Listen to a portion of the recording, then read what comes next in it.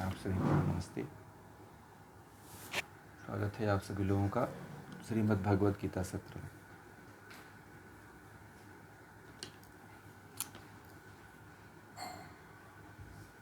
श्रीमद् भगवद गीता सत्र में जो है हम लोगों ने मात्र एक ही श्लोक पढ़ पाया था। 3 दिन से ऐसा हो रहा है कि 3 ही श्लोक हो पा रहा है। पढ़ने का प्रयास करते हैं परंतु ऐसा विषय आता है कि फिर टाइम लग जाता है।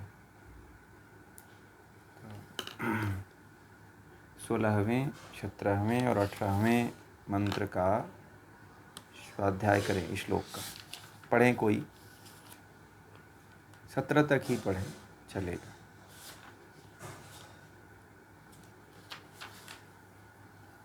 कोई भी पढ़ें जो पढ़ सकते हैं।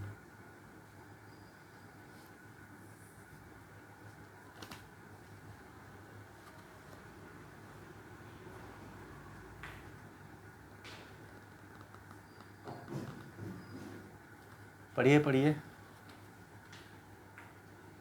हाँ आप पढ़िए, कोई भी पढ़िए। हाँ हाँ जिन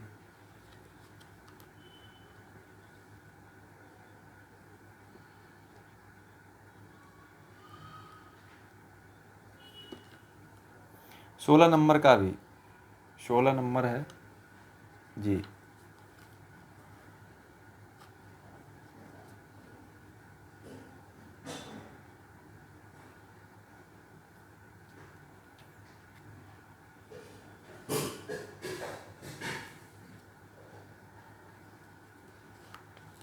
ठीक है, धन्यवाद, बहुत अच्छा आपने प्रयास किया।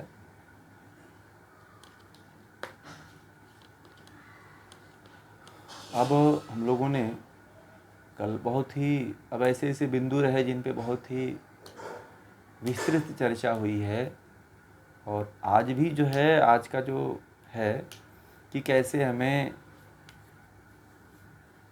ध्यान करने के लिए बैठना है 16वें मंत्र में, और योगी के लिए कैसा आहार विहार होना चाहिए, यह बड़ा ही मार्मिक ढंग से प्रस्तुत किया हुआ है।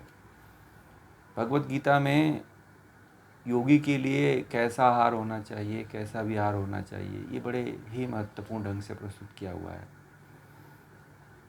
तो कहते हैं कि हे अर्जुन, योग उसके लिए नहीं है जो बहुत खाता है, ठीक है, और कह रहे हैं कि न उसके लिए है जो बिल्कुल खाता ही नहीं है, यह उसके लिए भी नहीं है जो अत्यधिक सोता है, न उसके लिए है जो अधिक जागता रहता है। 17वें में कहते हैं जिसका आहार विहार नियमित हो,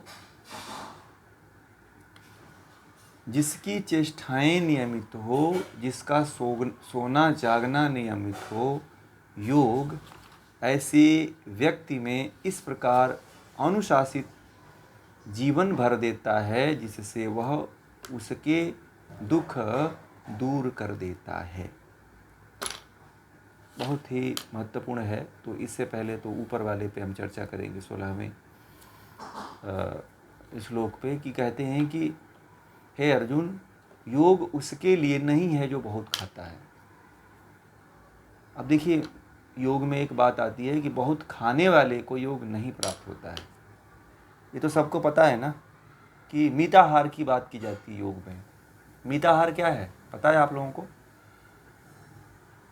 मिताहार किसको कहते हैं, बताइए, कितने लोगों को पता है कि मिताहार किसको कहते हैं? मिताहार का तात्पर्य होता है भोजन आधा पेट ही करना। हाँ,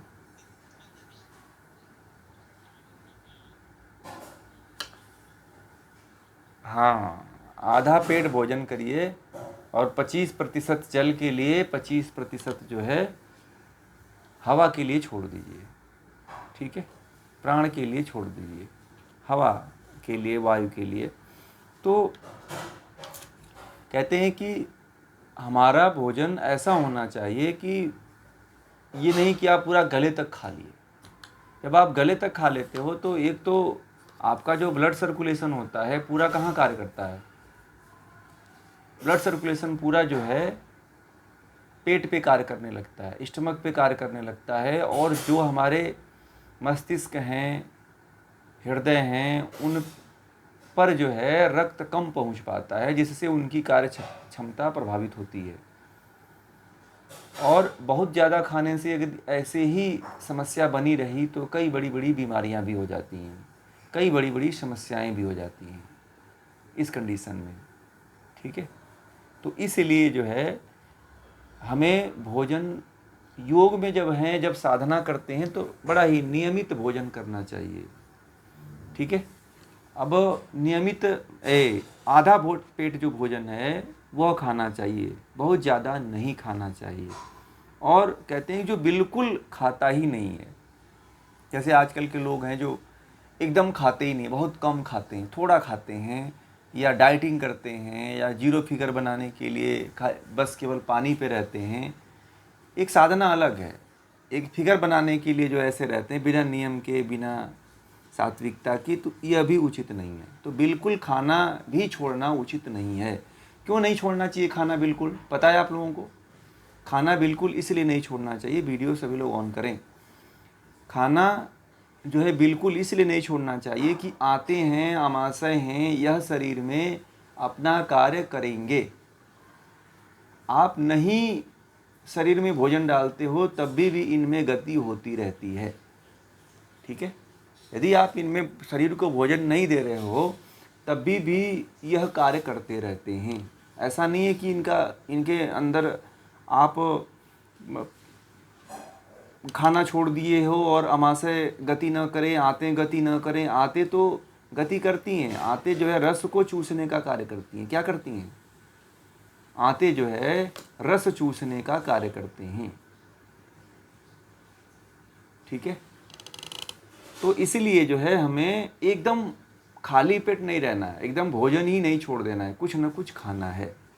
फल खा लीजिए, सलाद खा लीजिए, ठीक है, जो भी खा सकते हैं वो खाना है आपको, एकदम छोड़ना नहीं है, ये ध्यान रखना है आपको। बहुत ज़्यादा भी नहीं खा लेना है कि एकदम पेट फूल जाए, पेट में आमाशय में भर जाए, बड़ी और छोटी दोनों आंतों में जाकर के भोजन फंस जाए। ऐसा भी भोजन नहीं करना है। यह योगी की दिनचर्या नहीं होती है। यदि आप लोगों में भी इस तरह की दिनचर्या है तो उसको छोड़ दीजिए। कितने लोगों की दिनचर्या ऐसी है जो बहुत ज़्यादा खा लेते हैं या एकदम खाते ही नहीं, मध्यम स्तर पे हैं कि बहुत हाई स्तर पे हैं?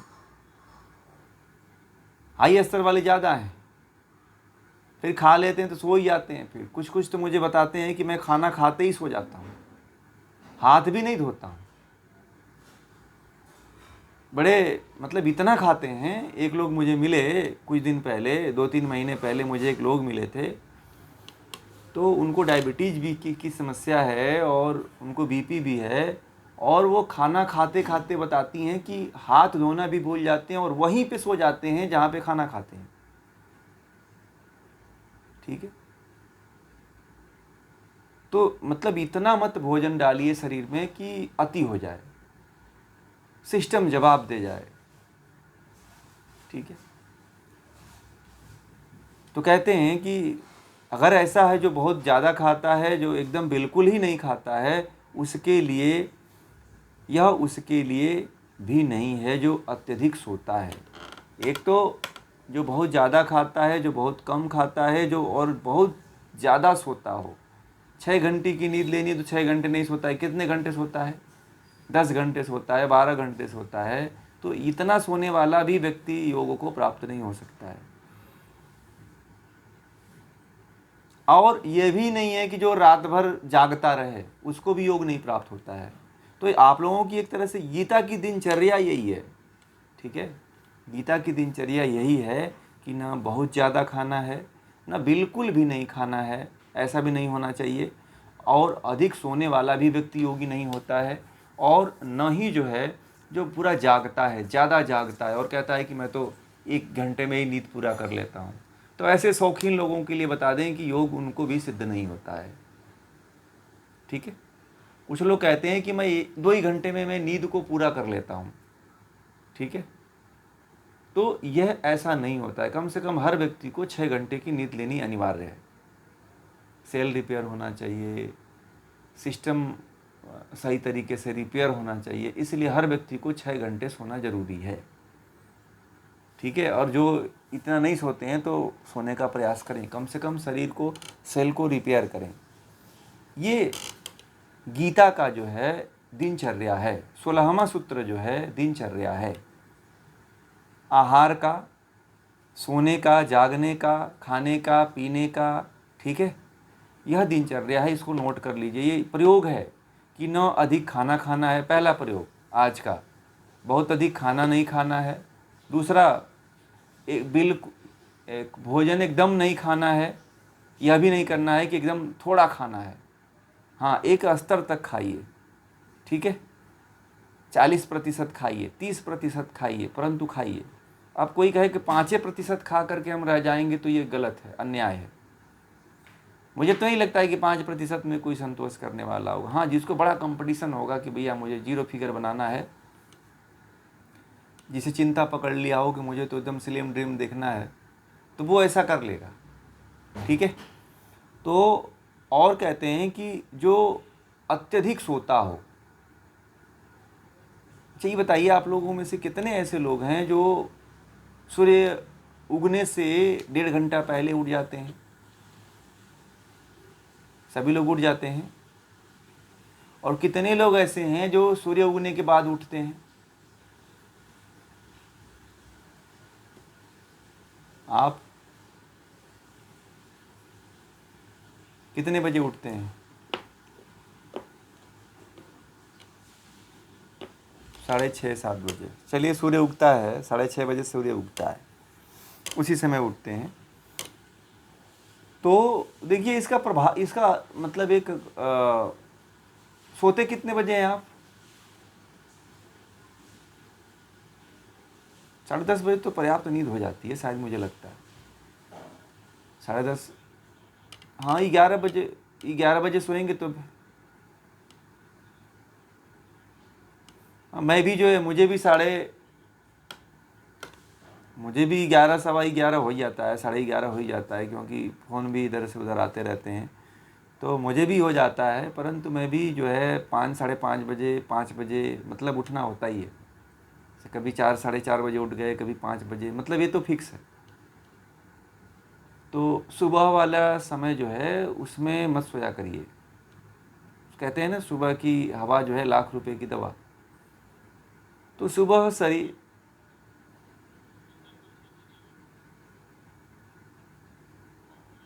हाँ, ये बात आपकी सही है, परंतु सूर्य उगने से पहले उठ करके देखिए, थोड़ा सा प्रयोग करके देखिए। सूर्य उगने से पहले जो है उठ करके देखिए, आधा घंटा 1.5 घंटा पहले।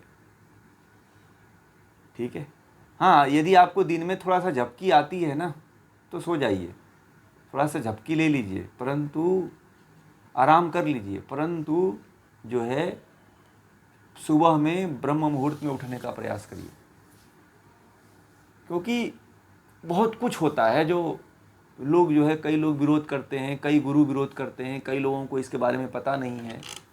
परंतु मैंने अनुभव किया है, वास्तव में अनुभव किया है इसका, कि व्यक्ति कभी जीवन में छोटी छोटी बड़ी बड़ी बीमारियों से ग्रसित नहीं होता है।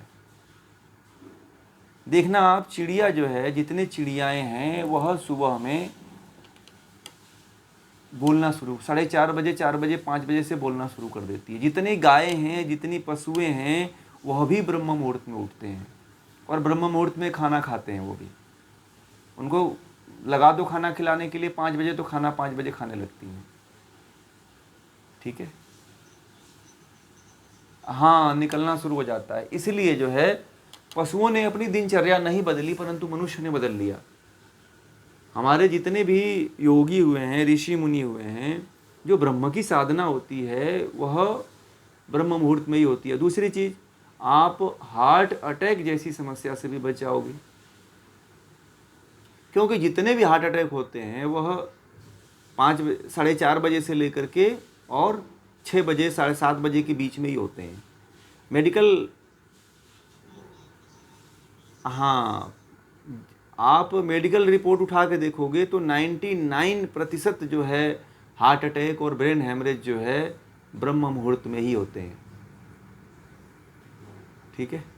यदि जिसका भी कोलेस्ट्रॉल बढ़ा हुआ है, मुझे लगता है कि सबका लगभग निकल ही जाएगा कुछ ना कुछ, जिनका भी कोलेस्ट्रॉल बढ़ा हुआ है उनको तो ब्रह्म मुहूर्त में सोना ही नहीं चाहिए। अब ये समझ जाइए मैं क्यों बोल रहा हूँ। ठीक है। कोलेस्ट्रॉल मतलब नाड़ियों का ब्लॉक होना, नाड़ियों में कचरा जम जाना। यदि नाड़ियों में कचरा जमा हुआ है तो सजग हो जाइए, कहीं ना कहीं दबाव आपके हार्ट पे पड़ रहा है। तो ये भगवान श्री कृष्ण जो बात कर रहे हैं वो बहुत लंबे से हजारों सालों पहले की बात मतलब के लिए कह दिए हैं, हजारों साल के लिए कह दिए हैं। कितने भाई, बहुत ज़्यादा नहीं सोना है, बहुत कम भी नहीं सोना है, ठीक है, या एकदम सोना ही नहीं है, केवल जागते ही रहना है, यह भी बड़ा नुकसानदेह है। ठीक है। तो यह परिवर्तन कर लीजिए, बड़ा इसमें फ़ायदे हैं, परिवर्तन कर लेंगे तो। मैंने अनुभूत किया है, उन जो फ़ायदे हैं उन फ़ायदों को मैंने अनुभूत किया है। और एक व्यक्ति थे जो उठते थे 8 बजे, ठीक है, उनको 2 बार जो है हार्ट अटैक के दौरे पड़ चुके थे, 2 बार बाईपास सर्जरी हुई है। ठीक है। तो मेरे पास आए थे 2015 में, तो उन्होंने कहा कि मेरी दो बाईपास सर्जरी हो गई है और कोलेस्ट्रॉल भी बहुत ज़्यादा है, डायबिटीज़ भी है, मैं क्या करूं। डॉक्टर कहते हैं कि कभी भी आपका मतलब आपको बचाना मुश्किल है क्योंकि 2 बार हो चुका है। तो मैंने कहा कि ऐसा करो कि डॉक्टर आपको कह रहे हैं ना कि बचना मुश्किल है, तो आप ऐसा करो कि अब आप जो है ना 4 बजे उठ के बैठ जाना 3:30 बजे। वैसे भी आप जगते ही हो। तो बोले कि हाँ, रात को नींद तो आती नहीं। तो मैंने कहा कि 3 बजे के बाद आप उठ करके घूमना, सोना ही मत, कुछ ना कुछ घर में कुछ ना कुछ करते रहो, जाग कर कुछ ना कुछ करो। ब्लड सर्कुलेशन शरीर के अन्य अंगों में दौड़ाओ, ब्लड को खुली छूट मत दो दौड़ने के लिए शरीर में, नहीं तो जहाँ भी कमज़ोर पाता है तोड़ देता है, फिर नसों को फोड़ देता है, फाड़ देता है। तो वह व्यक्ति जो है सुबह में बोले कि आपने तो 4 बजे कहा था, मैं 3:30 बजे उठ जा रहा हूँ, और 3:30 बजे उठ करके मैं अपनी दैनिक क्रिया करता हूँ। उसके बाद घर में जो काम होता है फिर योग आसन कर लेता हूँ, कुछ प्राणायाम कर लेता हूँ। ठीक है। तो अब मुझे बड़ा अच्छा फील हो रहा है। डॉक्टर के पास चेक कराने गया था तो डॉक्टर ने बोला कि आपके शरीर में आपके मतलब कि इसमें सुधार हो रहा है। ठीक है। तो उन्होंने बताया नहीं, डॉक्टर को तो नहीं बताया, मुझे आकर के बताया कि मतलब ये समस्या मतलब फ़ायदा हो रहे हैं। तो ये जो स्थिति बनती है हार्ट अटैक आदि ब्रेन हेमरेज की, तो उसको आप रोक सकते हो। उम्र बढ़ने के बाद नस नाड़ियाँ कमज़ोर हो जाती हैं। ठीक है। तो इसीलिए इसका ध्यान रखिए, ब्रह्म मुहूर्त में उठा करिए, जल्दी सोया करिए। देर रात तक जगने से जो है जैसे कि कई समस्याएं आती हैं। ठीक है ना, अब तो आप लोगों को पता ही है। और आगे कहते हैं कि जिसका आहार विहार नियमित हो, 17वें में कह रहे हैं कि जिस व्यक्ति का आहार विहार नियमित हो, युक्त आहार विहारस्य, युक्त आहार का अर्थ है, युक्त आहार विहार का अर्थ है इंद्रियों का संयम। नोट कर लीजिएगा, युक्त आहार विहार का अर्थ है इंद्रियों का संयम।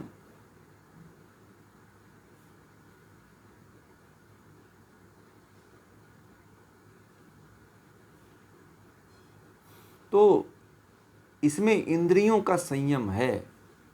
ठीक है।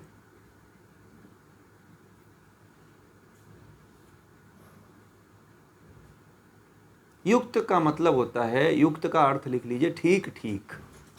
ठीक है ना, युक्त का अर्थ होता है ठीक ठीक, मतलब कोई भी काम ठीक ठीक होना चाहिए।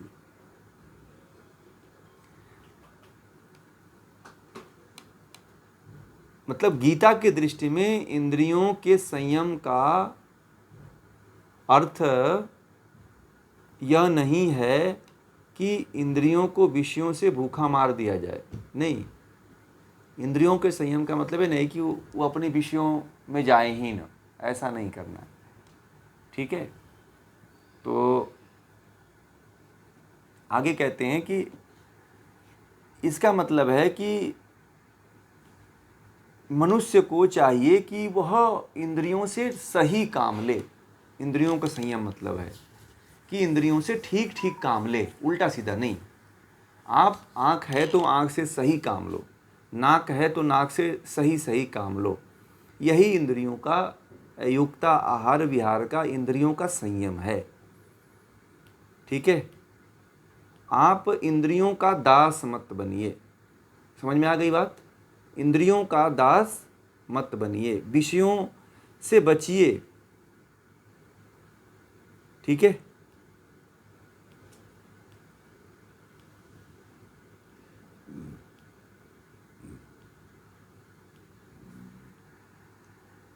जैसे कि मान लीजिए कि मैं आपसे कहूँ कि इंद्रियां आपकी है बाणी, तो बाणी का मैं कहूँ कि थोड़ा मौन रहो, ठीक है। तो मौन का मतलब ये नहीं है कि आप मुंह से तो कुछ बोल नहीं रहे हो, परंतु जो है मन के भीतर कुछ अंड बंड गलत विचार आ रहे हैं, वाणी निकल रही है अंदर ही अंदर, तो वह क्या है? वह मौन नहीं है। बोल नहीं रहे हो, मुंह से बड़बड़ा रहे हो, अंदर होठ हिला रहे हो, है ना, तो ये क्या है? ये मौन नहीं है। तो इंद्रियों का ठीक उपयोग करो। वाणी है तो वाणी का आप ठीक उपयोग करो, ठीक है। आँख है तो आँख का मतलब, आँख पे संयम करने का मतलब ऐसा नहीं है कि आँख से देखना ही नहीं है। बात समझ रहे हैं? इंद्रियों का संयम का मतलब ये हो गया कि अब आँख है तो ऐसा नहीं कि आँख से देखना ही नहीं है, आँख से देखना है, परंतु क्या देखना है? क्या देखेंगे बताइए? इंद्रियां जो है अच्छा और बुरा दोनों देखती हैं, तो आप अच्छा देखेंगे कि बुरा देखेंगे? अच्छा देखेंगे, ठीक है। नाक जो है अच्छा और बुरा दोनों गंध लेती है कि नहीं लेती है? मान लीजिए कोई सड़ा हुआ जानवर है, उसकी भी गंध नाक में आ जाती है, और फूल है खिला हुआ, उसकी भी गंध नाक में आ जाती है। तो आप सड़ा हुआ गंध लेंगे कि फूल वाला गंध लेंगे? फूल वाला गंध लेंगे। तो क्या करना है हमें? इंद्रियों का संयम का तात्पर्य है कि हमें इंद्रियों के संयम में जो है, जो अच्छी चीज है वह लेनी है। यह इंद्रियों का संयम है, परंतु उसमें अति नहीं करनी है, ठीक है। एक लिमिटेशन तक, उसमें भी आसक्ति नहीं करनी है। युक्त आहार विहार से का तात्पर्य मैं समझा रहा हूं, जो ये थोड़ा लंबा विषय है। एक तो होता है कि जिसका आहार विहार ठीक हो, जिसका खाना ठीक हो और रहना ठीक हो, नियमित हो। और कहते हैं कि जिसकी चेष्टाएं, मतलब जिसका कार्य नियमित हो, कर्म नियमित हो, और जिसका सोना जागना नियमित हो। कहते हैं कि उसी व्यक्ति को योग प्राप्त होता है। दुख को दूर करने वाला योग उसी व्यक्ति को प्राप्त होता है। यानी कि जिसका आहार विहार नियमित हो, जिसकी चेष्टाएं नियमित हो, जिसका सोना जागना नियमित हो, योग ऐसे व्यक्ति में इस प्रकार अनुशासित जीवन भर देता है कि जिससे उसके दुख दूर हो जाते हैं। तो दुख दूर करने के लिए नियमित आहार विहार होना जरूरी है। नियमित चेष्टा होना चाहिए, नियमित कर्म होना चाहिए। ये इसको नोट कर लीजिएगा। ये आहार विहार की परिभाषा भी है, इम्पोर्टेंट। 6वें अध्याय का 16वां 17वां श्लोक जो है बहुत महत्वपूर्ण श्लोक है।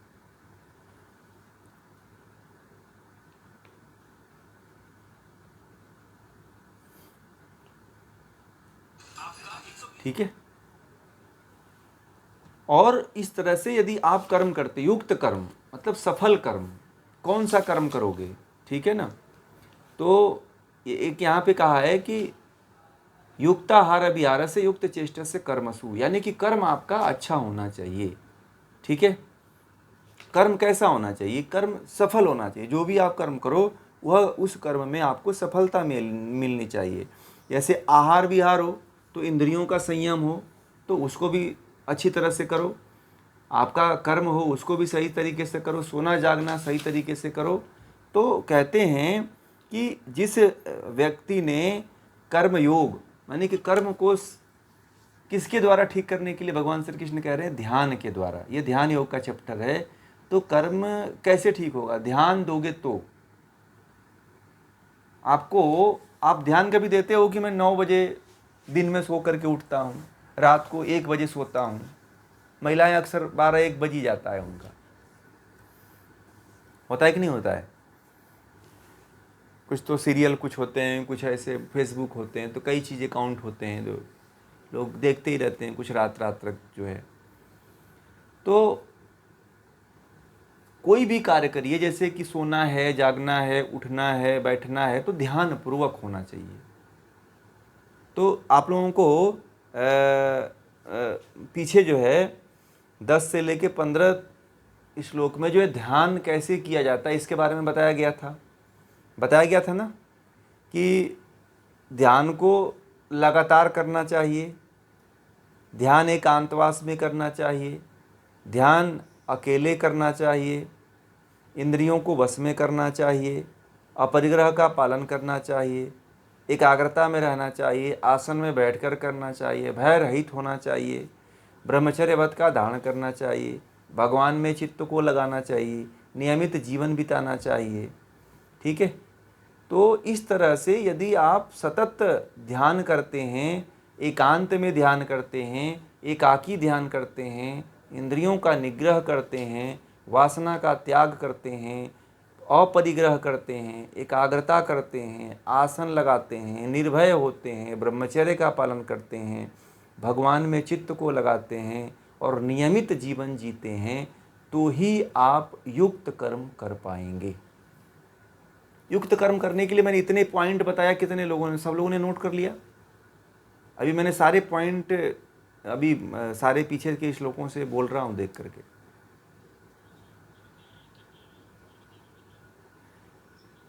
ये जो 16-17 श्लोक है, इसको करने के लिए ऊपर के जो अभी जो मैंने जितने नाम लिए इनको इंक्लूड करेंगे तो आप युक्त कर्म कर पाओगे। जैसे क्या क्या आएगा, पहला आएगा सतत ध्यान। आपको क्या करना है, ध्यान का निरंतर अभ्यास करना चाहिए, ठीक है, सतत ध्यान। दूसरा एकांतवास, एकांत में ध्यान। तीसरा एकाकी ध्यान करना, अकेले ध्यान करना है। चौथा इंद्रियों को वश में रखना है, सांसारिक विषयों से हटाना है और वासना का त्याग करना है। मनुष्य को इंद्रियां बार बार खींचती हैं, ठीक है, फिर भी मनुष्य जो है विषयों की तरफ भागता है। तो इन विषयों को, इन वासनाओं को क्या करना है, त्याग करना है, रोकना है, अपरिग्रह करना है। इंद्रियां आपको खींच न लें, इसलिए जो है आवश्यकता से अधिक वस्तुएं नहीं बटोरना है, नहीं इकट्ठा करनी है और एकाग्रता बना के रखने हैं। किसी वस्तु पे, ईश्वर पे एकाग्र होना है। और जब ध्यान लगाएं तो एक आसन सिद्ध होना जरूरी है, पद्मासन, सिद्धासन, कोई भी आसन सिद्ध होना जरूरी है। निर्भयता जरूरी है, और जिसको ज्ञान होगा वही निर्भय हो पाएगा, ठीक है। डरना नहीं है आपको। अब आपको ज्ञान हो गया। कल मैंने बताया था कि ब्रह्म को ही पूजिए। जो ब्रह्म का ध्यान करने वाला होता है, जो ब्रह्म की उपासना करने वाला होता है, वही व्यक्ति निर्भय हो पाता है। पता है आप लोगों को ना, आप देवी देवताओं को अन्य सबको पूजोगे तो आप निर्भय नहीं हो पाओगे। निर्भय वही व्यक्ति होता है जो ब्रह्म की उपासना करता है, ठीक है। तो निर्भय हो और ब्रह्मचर्य का पालन करें, ब्रह्म की चर्या। ठीक है, अर्थात ब्रह्म मतलब महानता और चर्य मतलब विचरण करने वाला। यानी कि ब्रह्मचर्य का अर्थ होता है महानता की तरफ मन से, आत्मा से, ठीक है, गति, महानता की तरफ गति करना, यानी कि चेतना को उच्च स्तर की तरफ ले जाना, यही ब्रह्मचर्य है। ये नहीं कि आप काम भोग में, खाने पीने में, रुपए पैसों को उड़ाने में, ऐश करने में, शराब पीने में, इसमें यदि आप व्यर्थ करते हो तो यह ब्रह्मचर्य नहीं। ब्रह्मचर्य का मतलब है सबसे उच्च चेतना की तरफ अपने आप को ले जाना, यही ब्रह्मचर्य है। महानता की तरफ ले जाना, महानतम, जो महानतम से महानतम है उसके तरफ ले जाना, यानी कि अपने इंद्रियों को शरीर की तरफ नहीं आने देना, मन को और बुद्धि को उस परम ब्रह्म की तरफ लगाना, यही ब्रह्मचर्य है। और अगला है भगवान में चित्त को लगाना, ईश्वर में चित्त को लगाना। चित्त मतलब मन, बुद्धि, अहंकार को ईश्वर की तरफ ले जाना। और अगला जो पॉइंट है नियमित जीवन जीना। आप कोई भी कार्य यदि नियमित नहीं करते हो, नियमित जीवन नहीं जीते हो, तो युक्त कर्म और नहीं कर पाओगे, युक्त चेष्टा नहीं कर पाओगे। ठीक है, तो यदि इतना करते हो तो जो व्यक्ति जितने मैंने बिंदु बताए हैं, ऐसा पीछे के श्लोकों से मैंने देख बताया है, मैंने कुछ अलग नहीं बताया है। ठीक है, 10 से लेके 15 तक के श्लोक हैं, उन सब में ये पॉइंट दिए हुए हैं और मैंने वही आप लोगों को बताया है। ठीक है, यदि इन सब का यदि आप पालन कर, लिख लिए है ना सारा पॉइंट आप लोगों ने, करीब 12 पॉइंट मैंने लिखवाया है।